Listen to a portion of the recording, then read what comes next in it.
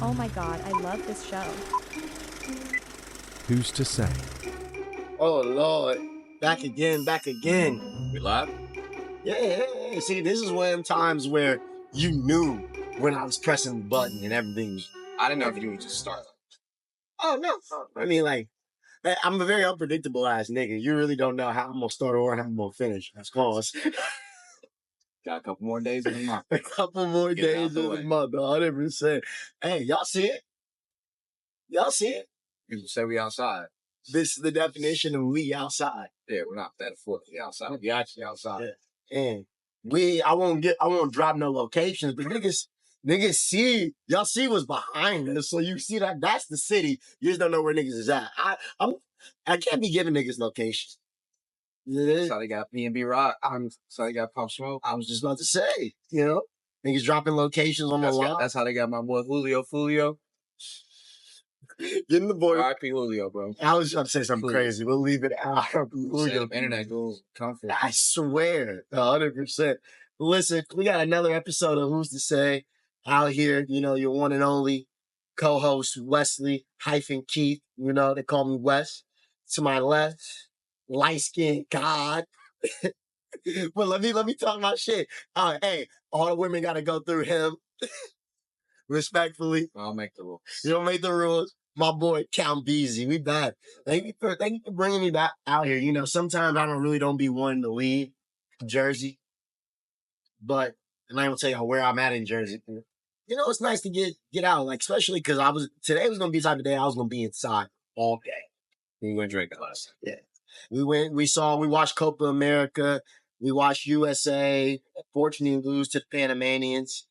Right, it's Panamanians. Yep. Yeah, unfortunately, now USA's in a situation where they're gonna have to beat Uruguay to actually get to be able to get through.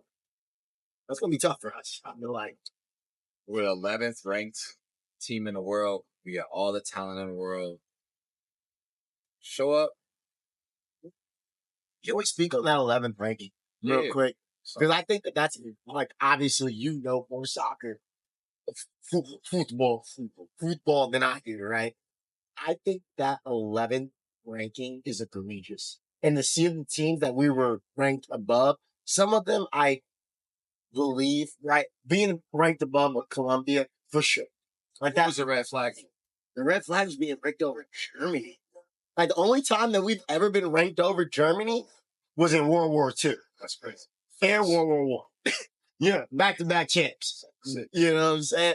But like my thing is that there's just way too much talent on that Germany team for us and their style of ball compared to like how we play. Like, let's be honest, like once again, I don't watch soccer football more than most, so stop me if I'm wrong here. I feel like the way that American and just soccer on this side of the hemisphere is played, it's a little bit more chaotic. It's really a little more fast paced and tends to get a little messy. No pun intended. Nah, 100%.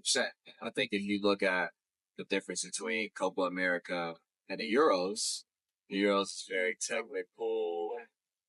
Pass, touch, pass. A lot of spacing is key, right? I feel like there's a lot of spacing. Like last night, obviously we watched. I'm sorry to cut you off, but last night we were watching the Panama game versus U.S. and then even Uruguay versus Bolivia, and it just seems like the best way I can make this analogy for anyone who isn't an avid soccer watcher, it just seemed like I was watching fast break consistently. Like outlet pass down the court, and niggas were just getting the easy layup, as to where if I'm watching European soccer or just on the other side of the sphere, with the Euros, it's very, like you said, touch pass, like back, forth, tic-tac, like a lot of setup to actually get to the shot, where on Copa America, you see like rip. I mean, like if you look at Argentina, if you look at Brazil, there's definitely a lot of flair and technical ability, but there's also something that you can't understate is a lot of the Western teams are built off of black and brown players. Yeah. who have a different lot of athletic skill speed. set. Yeah. Well, they say pace and power in soccer, but a lot of skill. That's a But good way most to of these, say it, nigga.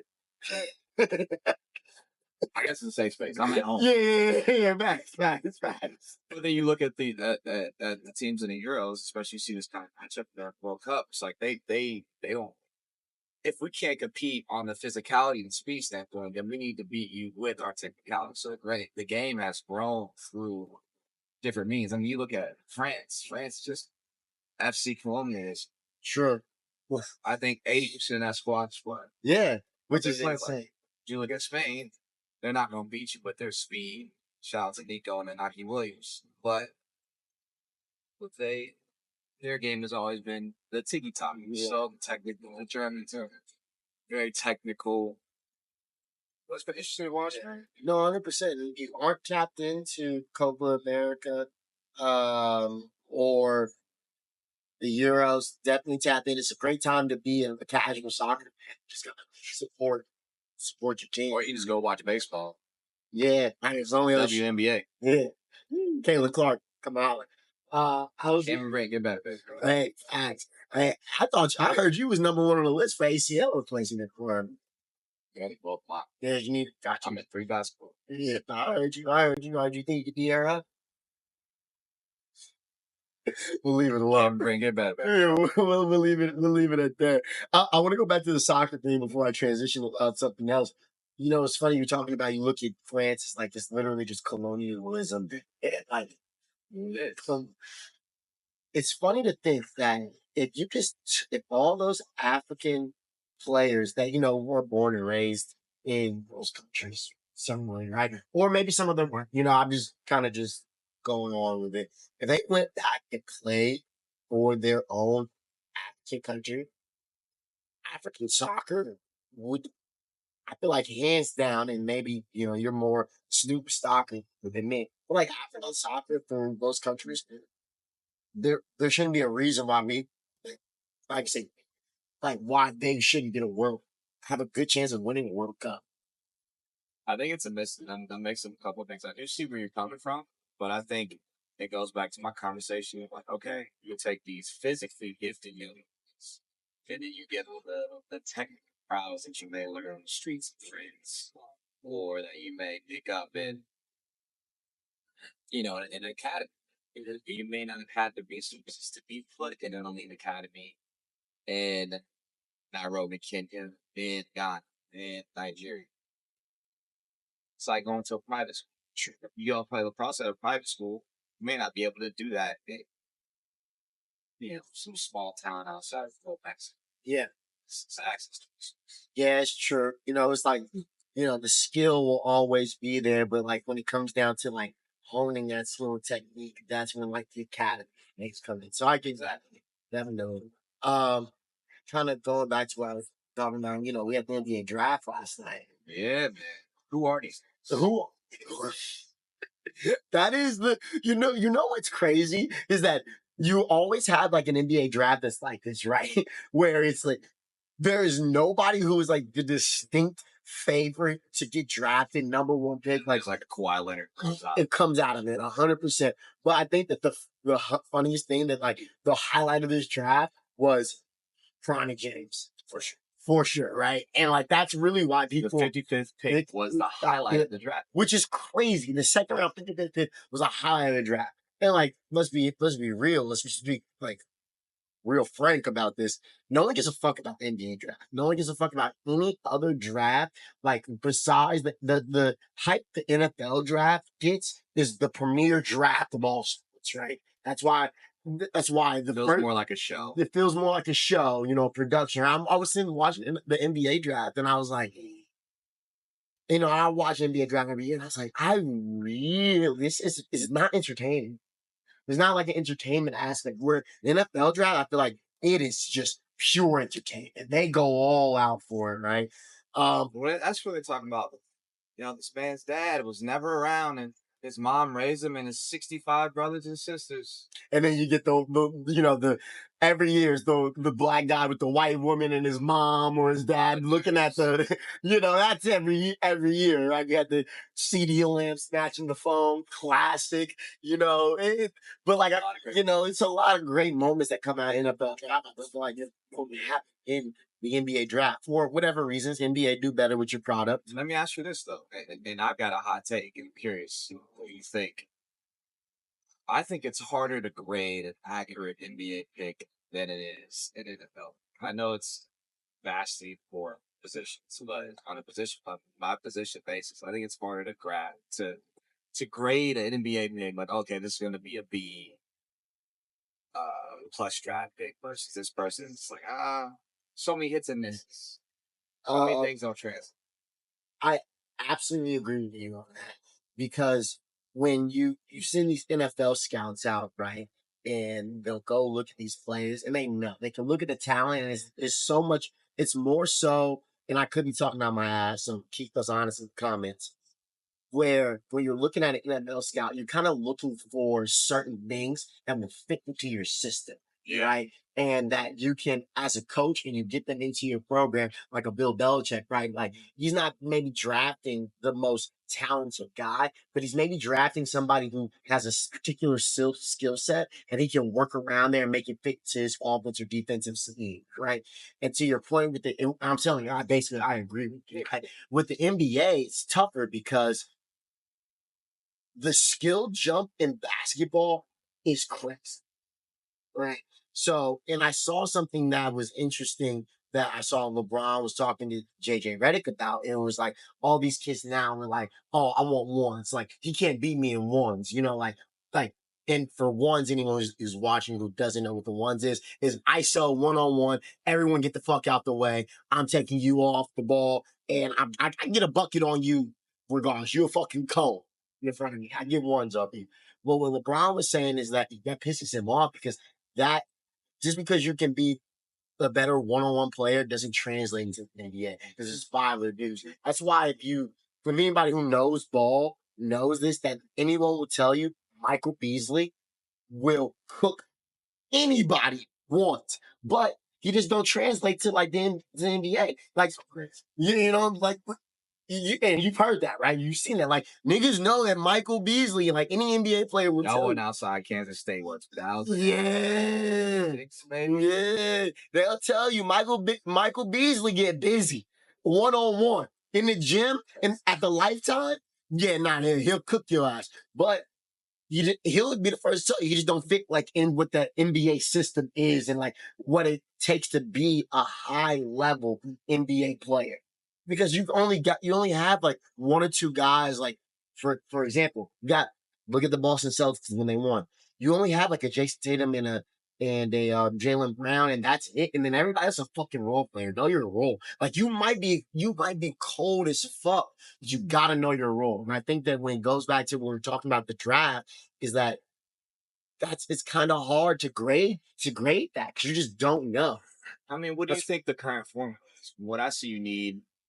Let's look at the Celtics, right? Mm-hmm. You need a all-level scorer, Jason Tatum, give you the bucket at all levels. Then you kind of need a Robin who's all-level scorer but plays defense. Yeah. And then you need a stretch big. That seems like the formula. Like if you look at the Mavericks, if you take Kyrie off that team, if you pair Luka with somebody who's a Robin, what? An all-level scorer who plays defense, kind of like Scotty Barnes. Yeah. You don't get the offensive output, but like you can make that happen. No, 100%. And I just think that like the game has just evolved so much since it entering Steph Curry, right? For better and for worse. And then now that every center is a stretch big, so to be an effective center in the NBA, you have to be able to move and you have to be able to shoot. You have to be able to shoot at least 35% of the rate. Okay. Which is crazy, right? Yeah. Well, what's happening with my boy Zach Eaton out of Purdue? That's gonna be. You just say you have to be able to. And I don't understand that draft pick, and I don't understand like what. That's the reason, like going back to what you're saying about the draft, right? Because that's what you look at a player like Zach Edey, and it's very interesting to me because usually players like that don't stay in college that long. Greg Oden, same bill, back when being a center like Greg Oden made sense in the league, right? Slower pace in the game. He was one and done in college, you know, or maybe 2 years. I think he might have been a one and done. Fact check the editor. Yeah, in Mike Conley, right? But then Zach Edey, he stayed all those years. If Zach Edey was back when the league when I know there, guaranteed he'd be one and done. He stayed 4 years because he knew that the game doesn't fit. What the current game right now doesn't fit his play style. I mean, his PR though, making it leading that team to a championship, I think that did actually help. 1,000%. I think where we were talking about basically how Zach Edey is a good or bad fit for the Grizzlies. My question to you, once you mentioned things about his height, his lack of mobility, is what does he have, or what doesn't he have that what was the big dude from Australia? Played for the baseball years. Oh, Steven Adams. yes. What does he have to Steven Adams? Steven Adams can the same move, I feel like. I think they're very similar. Yeah. I mean, only time we'll be able to tell. Like I'm not a basketball aficionado, but Right. nigga, I know ball. I know ball more than some. I would say just from like being Indiana niggas. You kind of immersed in that, right? You nigga, your older brother and your younger brother both who not to out you out like this, but I'll be above. yeah, 100%. Doing once. Yeah. I will say though that I think the funniest thing though is like from the draft is back to like the Bronny shit, right? Yeah. The hysteria around that. And I think it's crazy just seeing everyone get up in arms, like calling it nepotism, right? Of him getting drafted to his dad's team, which I guess maybe a little bit whatever, but I feel like people need to understand something that don't know ball and just don't know basketball statistics. If you look, 30% of players that get drafted throughout the NBA draft in the years, they are legacy basketball players. Like they're somebody in their family played in the NBA at some point. Thompson, Tim Hardaway Jr. But like it's just so funny because it's like just because LeBron is the biggest player like ever, then everyone just wants to jump in arms about it. Yeah. So everybody take a fucking seat back. Like this is not the first time or the last time that it will happen. I think that the funniest thing though is like, and I just seen, Twitter is hilarious. Is the funny thing is like, what nigga, he coming down court. Dad. And he called him dad, he called him Bron. You call it like Bron, ball, Bron. Like that's crazy, right? Like what? Why would he not call him that? Like what do you think? On court? On court with other grown ass men? Is this nigga not his dad no more? He is, but What like he supposed to do? Hey, Bron. Because it's funny because like in white families, there gets to a certain point where You start calling your parents by their first name. And that's only in white families. I don't know. You white niggas is crazy. Like you still respectfully. Like I know you don't call your fucking dad by his first name. Yeah. You ain't never popped up and I'm just gonna say, what's up, John? Like I don't know it's not your dad's name, but you never just say, what's up, John? Yeah. Beat your ass still at this age. Yeah. Or your mom. You ain't never. I've never. That's not so. Like that's my thing is that on the court, because now it's business. Now you're doing the same line of work. You calling that nigga Bron, or you calling him Pops?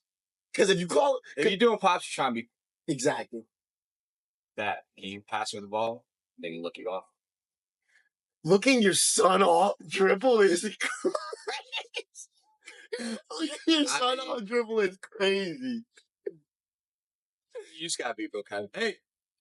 Yeah. Whoa. Put your hands up. How is that dynamic gonna play out like after a loss, right? And they go home. Let JJ Redick draw off Ronnie game winning 3. that, I feel like there's that whole JJ Redick shit. So I don't even want to get into that shit. Nasty to me. You think so?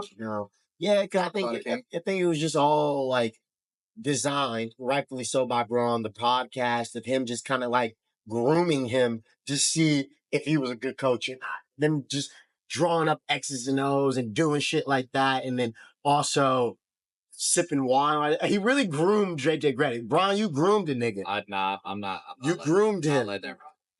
I'm not letting that rock. Look to the camera and say it. I'm not letting that rock. And here's why. I think, if anything, Ron tried to validate the JJ Redick pick by having like, hey, here's how this guy's mind work, and you can see it in 4K. Yeah.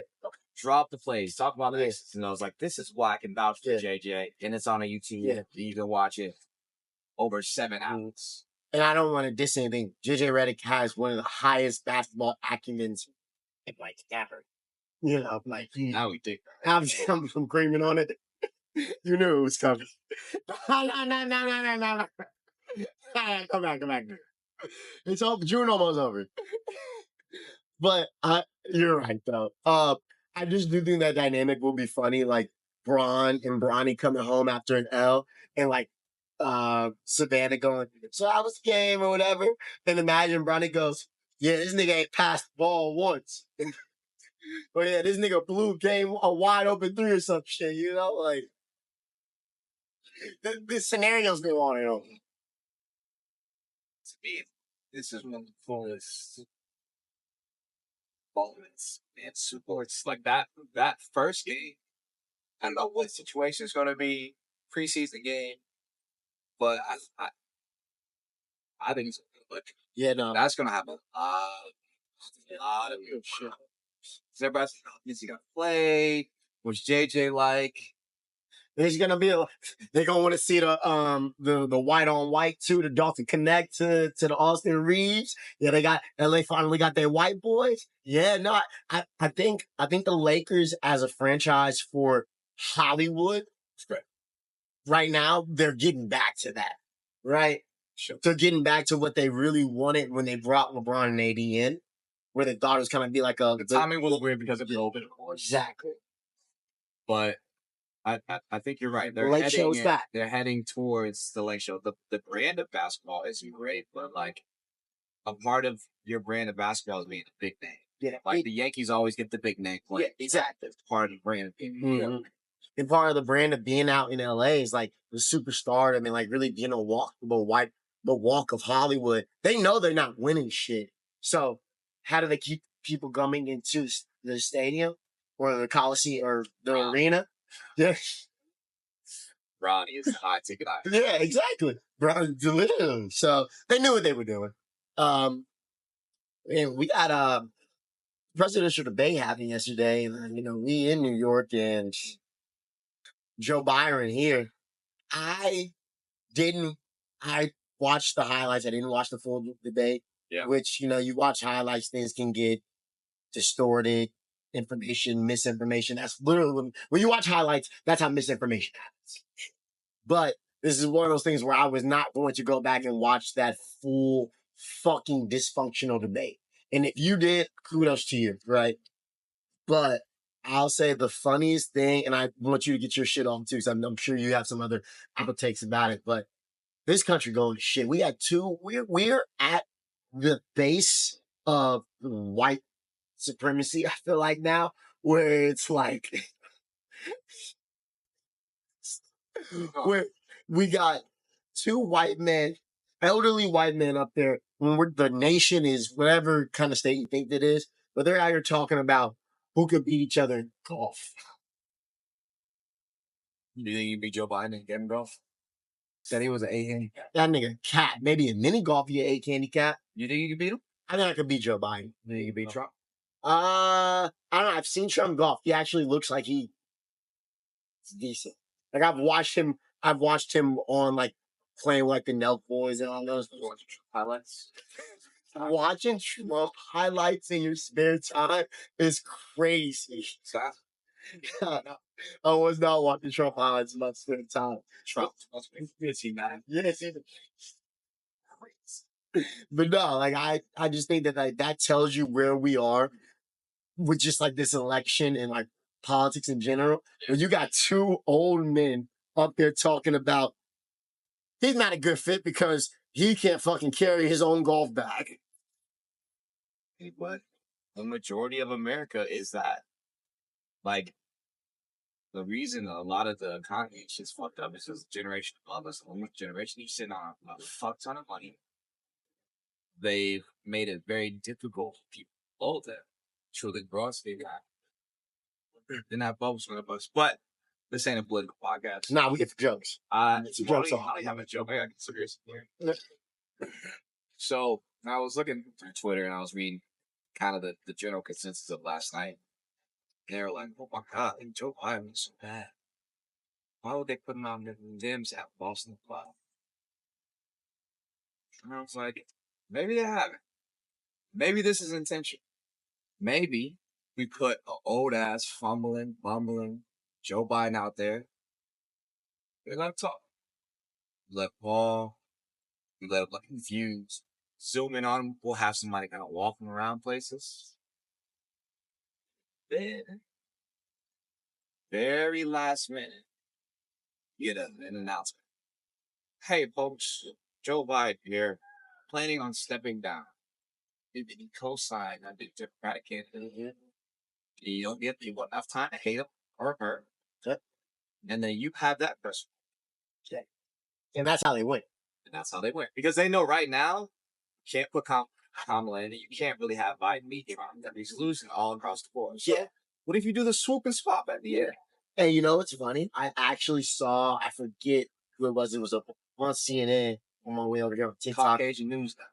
Yeah, right. You know, literally Caucasian News Network. Brother cooked. Brother cooked. That's good. That's good. Credit to Doctor. Nah. You will get. I gotta own that? Yes. Nigga, come on, I'm clipping it. Act like you own it, nigga. But I will say, I saw somebody on CNN, a black dude on CNN, kind of come with that theory. Like, not like the theory, but like saying like, listen, Joe Biden's one of my great friends. I love him to death. He's a great politician. Putting him up there was a detriment. And by the time the Democratic convention comes around, we need to announce that he's stepping down and putting somebody in his place. That's the only, they didn't say who. They were just like, I'm asking you. who? Where would you put up? I'm not tapped in. I put you up there. Well, if I was 35, Yeah. I have you niggas working in fucking mines every day, mining lithium. That's crazy. Mining lithium is nuts. And I'm not gonna say what races get indicted on slavery charges.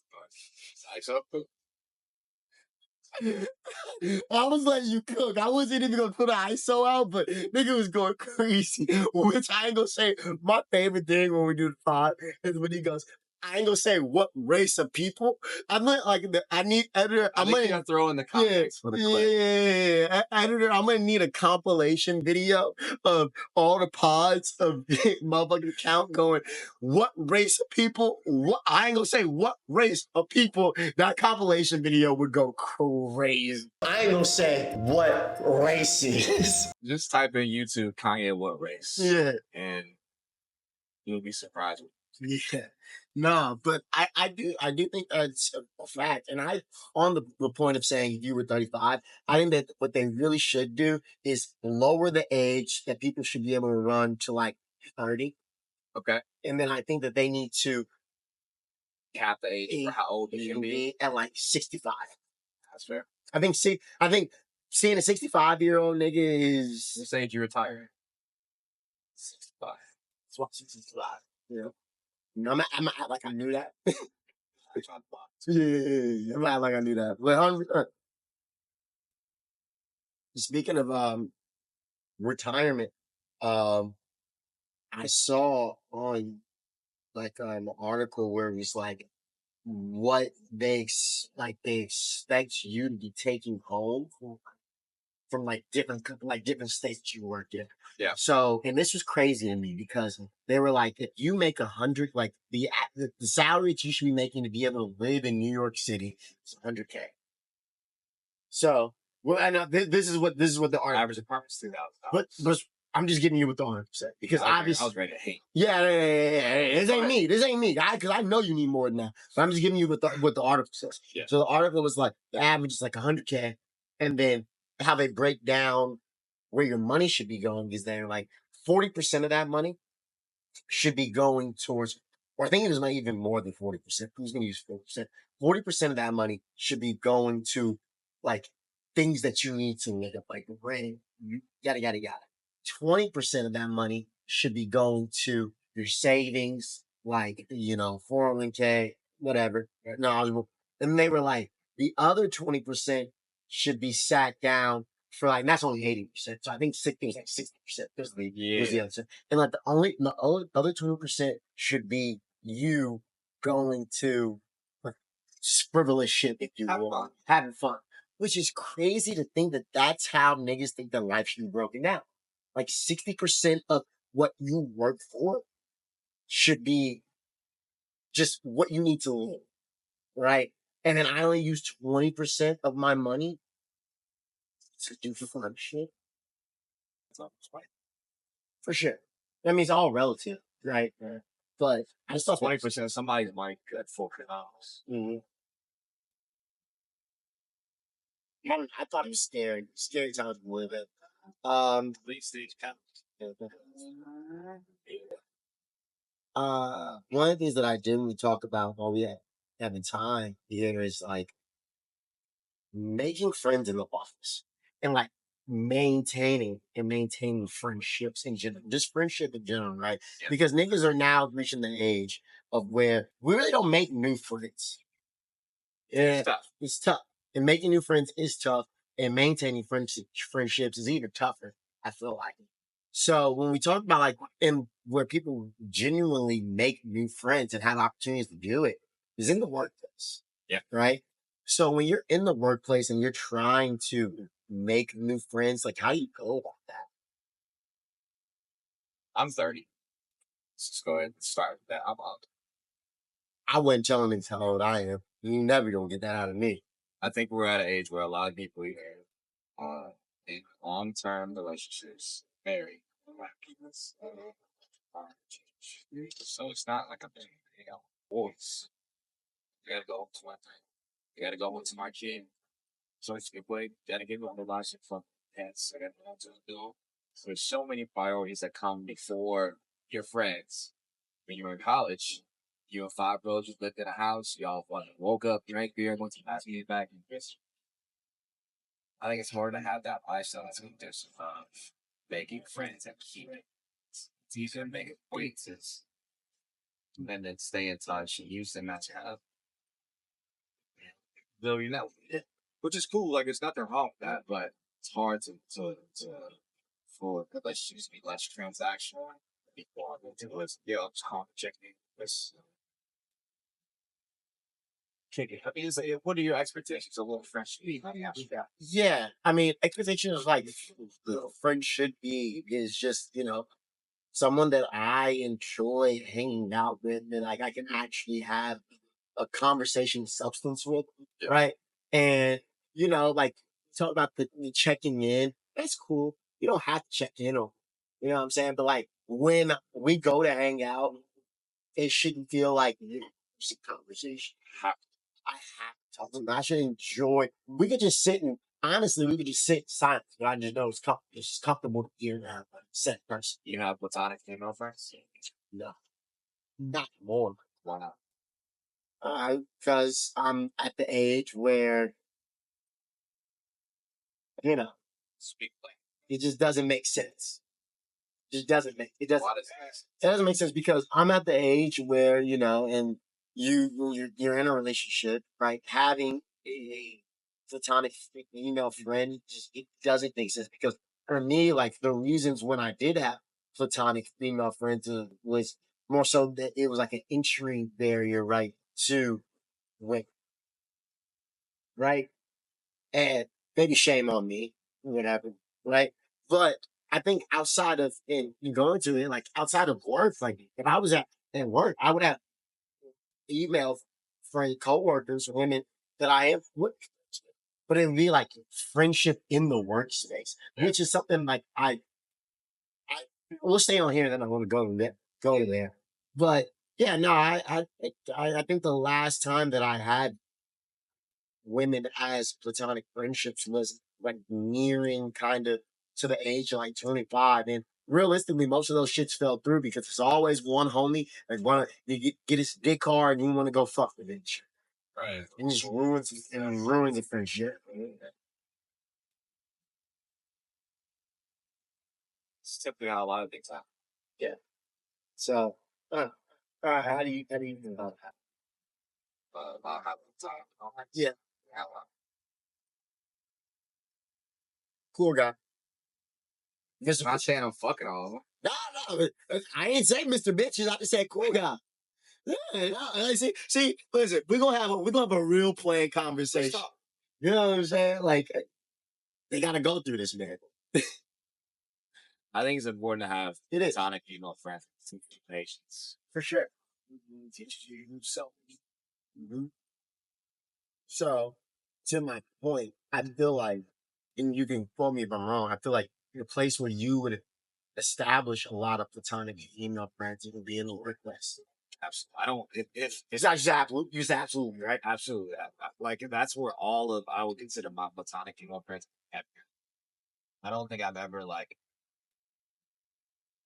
I mean, in church like that.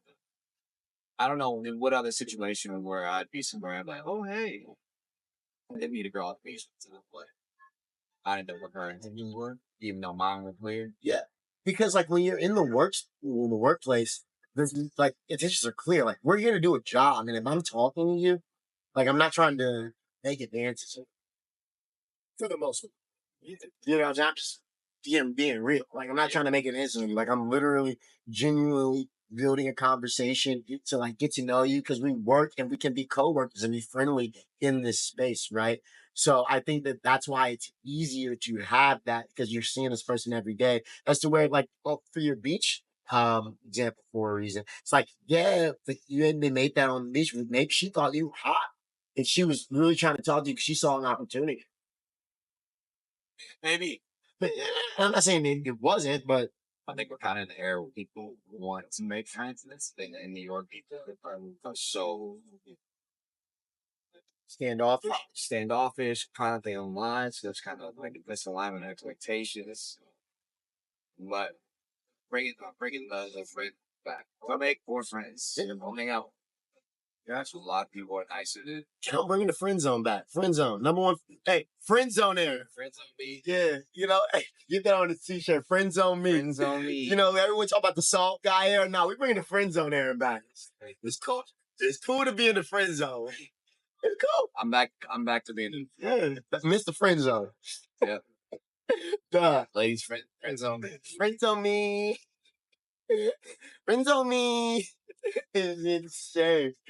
But I got something for you. Friends on me. Come on. yeah. We was doing good.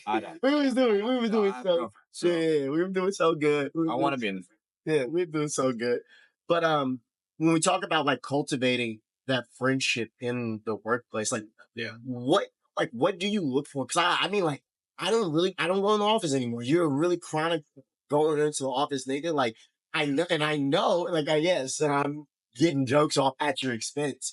What while I'm trying to make a like, serious point is when you're in the office, I know you claim that you work a lot, and I know you work a lot because you Mr. Do Not Disturb. But I feel like someone who is dedicated to their craft and working and being smarter than everybody else, that you can tell I'm hating on you at the same time. But you get to the office, I feel like you're just so dedicated to working that where do you find time to actually like go have a water cool chat? I think most of the relationships I made through at work, I honestly kind of through solving very difficult with people. Maybe kind of lost. So if you're with somebody, 12 hours a day working on extremely different problems, it's like, damn, y'all on through the mud. Yeah. So the Share chat then, paper school, yeah. you're like, oh man, like what are you doing? That fucking sucks. Oh, let's go get a beer. Yeah. You talk about shit like that. This really tends to happen instead of like looking for this young person who's 27 to 35 and likes sports, but likes to drink and likes rap music. So Yeah. It's like, you'll never, yeah, that's you're, like looking for a partner. yeah. That's just not. Mhm. We can do that. We Yeah, yeah, yeah, exactly. It's one of those things where, and sorry to cut you off, but I feel like you're not the friendship that you're looking for in the office isn't the friendship that you're looking for outside of the office, if that makes sense. Right? When I go into the office and I'm looking to make a friend, it's like I don't have these expectations really of what I'm getting at this person. Are they cool or not? We don't even have to have the same fucking interest. Yeah. You know, it's like, but outside of the office, if I'm actively trying to work and maintain your friend, we have to be similar and have to have same. They have to be like have the same liking to most things. It would have to be 100% across the board. for You sure. know, there's definitely things that you do that I don't fucking like. Should be slow. You know what I'm saying? There's things that I do that you don't fucking like. You know what I'm saying? But at the same time, it's that we have a lot of actual overlap. So that's why we're friends. Like I'm a person that you would seek to be a friend outside, right? And if I was working in your office, you'd be like, damn, I'm just fucking struck gold. A lot. And I want to tie this conversation to like people moving to New York or you just graduated college and you're coming into the workplace and you're like, damn, I'm here by myself and it sucks to be here by myself. And in the workplace, I don't know anybody, makes your workday 10 times longer. Sometimes there won't be that overlap, but if you just have an open mind to be like, man, sometimes it's worse. They don't fuck with me, they don't fuck with me, but you can honestly grow into overlapping. It's Yeah. like, you don't drink beer, right? But I'm like, yo, come to this brewery and they have a wine that you may like, or they make crazy cocktails. Like, okay, I've learned to like something that I Yeah. wasn't comfortable I with. can assimilate into this. Yes. All about assimilation. So yeah, that's what we. How do you feel like, so now we've established the friendship in the office, right? Yeah. We've cultivated that friendship in the office. How often does that friendship break out of being friends outside of the office? Or how did it happen to you? Yeah, that's definitely happened to me. I think it's depends on like what you have going on. Mm-hmm. Right? If you're somebody who's busy and doing shit all the time, then it's like they may not go in there. You just don't have time. But if you have somebody that's adamant about hanging out, then it's like, oh, for sure, come kick it. Yeah. Not in party, doing the shit with unplugged.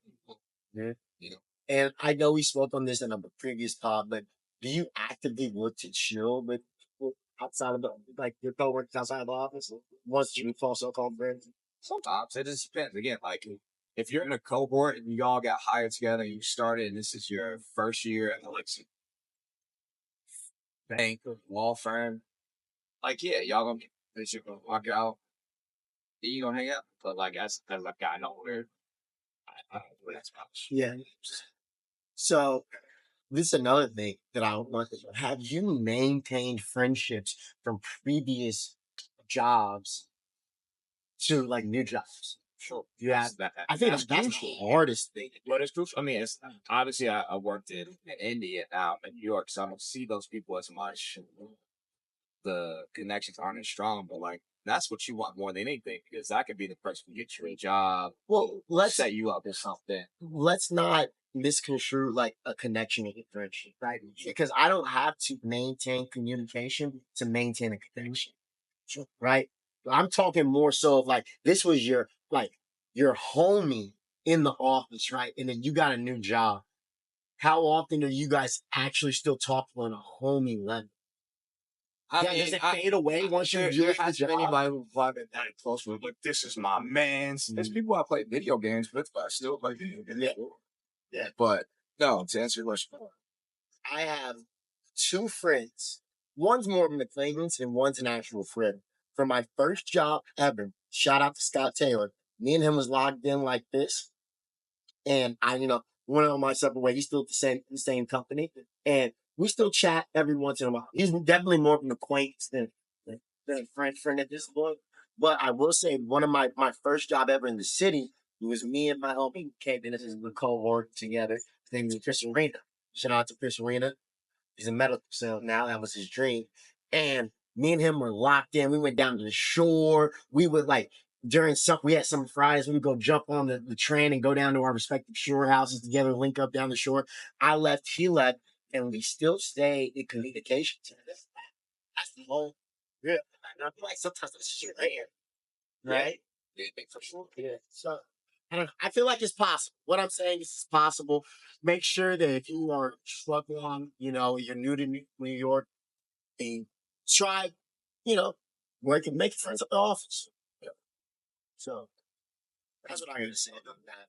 I think maintaining friendships is tough at this age, especially New York, you know, and even finding new friends is something. So yeah, I like with like yeah, they do. But at the same time, yeah, that's cool. Yeah, exactly. I come home to 30 a.m. Baby, where you been? My platonic friendship. Me and the girls. Yeah, me and the bitches were out. Going back home to your girl and saying, "Yeah, I was out with all the bitches." Got fired. Are you the gay best friend though? Oh yeah, you have to full. I feel like when you lean in to being the gay bestie, when you're hanging out with all the girls and you want to be platonic. Am I wrong? Okay. You have fun. Sure. This is 3:59. Oh yeah, I gotta call. Good pie, y'all. Yeah. Hey, listen, work can be like that sometimes. But it stopped me from getting big active. But I feel like I'm touching on a lot of shit. Sure. Good pie. If some real shit, they gotta go through camp. Who's to say? What's understood don't need to be said. Yeah.